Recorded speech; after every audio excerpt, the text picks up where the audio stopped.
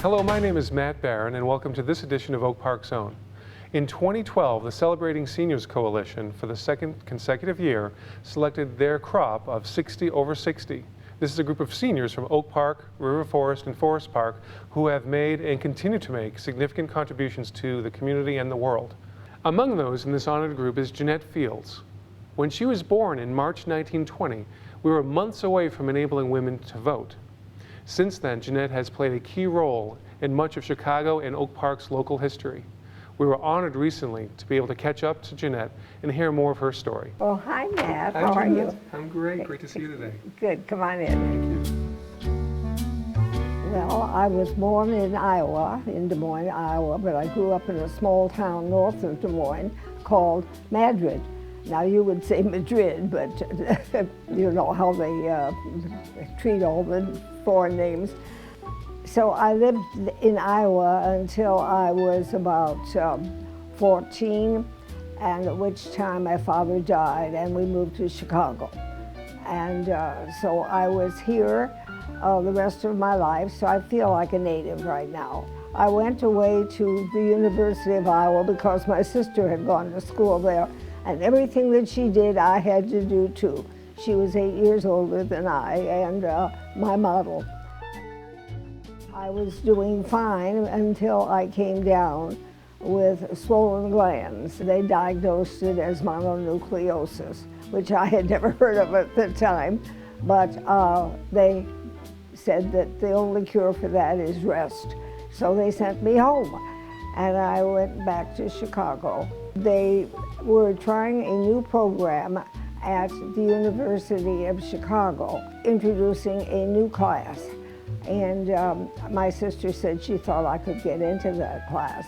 And so I did that. And thanks to that, I was able to meet my husband. And that was the best thing that ever happened to me. He got his PhD when he was 21 years old. So that gives you some idea of what a genius he was.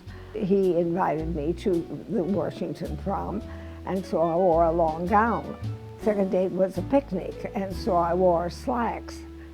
And the first night we had met, I had on a long house coat because I was just getting over a cold.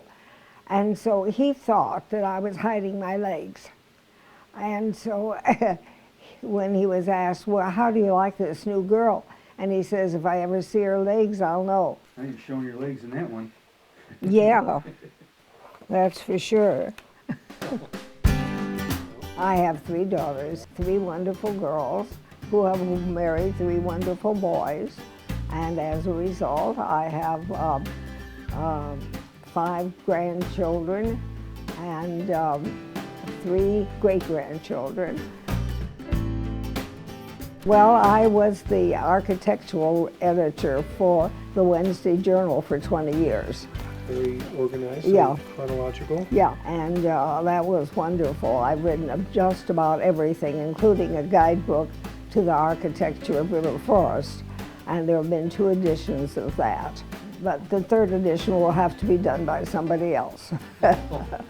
But I have done a lot of writing, and I love to write. So this was when you were, what, late 70s? Yeah. So you're still kind of maturing as a writer at that point. Yeah. I did a wonderful master plan for the South Shore Commission when I was on the board there. South Shore was trying to become a stable, integrated community. And so the blacks were moving in from the South at a great rate in the 50s and the 60s. And they couldn't get into other communities. And so they came to South Shore because we welcomed them. And we felt that we wanted to become a successfully integrated community. Because I have always been writing, I was doing public relations because I knew how to do public relations and was very interested in the community.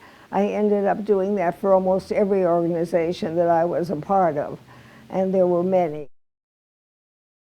I always get involved wherever I am because I enjoy being part of things and making things happen. There was no Ernest Hemingway Foundation in Oak Park, and we felt the need for one, and they are always very happy to get a volunteer. And you always go up quickly because there aren't many people who are willing, especially at this stage of the game. People say, well, that's a great idea, Jeanette. Why don't you do that? That's it. And then you say yes. Or you Yes. say, what, why not? There's a phrase you kept using a few weeks ago. What was it? Was it? Yeah, sure, why not? Yes, I started the newsletter, and I'm still editor of the newsletter. And then I started recently a green committee. You have to keep up with things. I mean, I think the natural inclination is not to learn how to use a computer or all those things, but you have to. I do wish I had some of my children at home to keep me up with Facebook and all the rest, because there I am a little bit behind. I thought it was wonderful. I was very thrilled. And then I thought, well, 60 is a lot of people. I mean, I don't know. They probably could have 100 people. Whatever your interest is, pursue it. I don't care if it's knitting or politics. Get involved.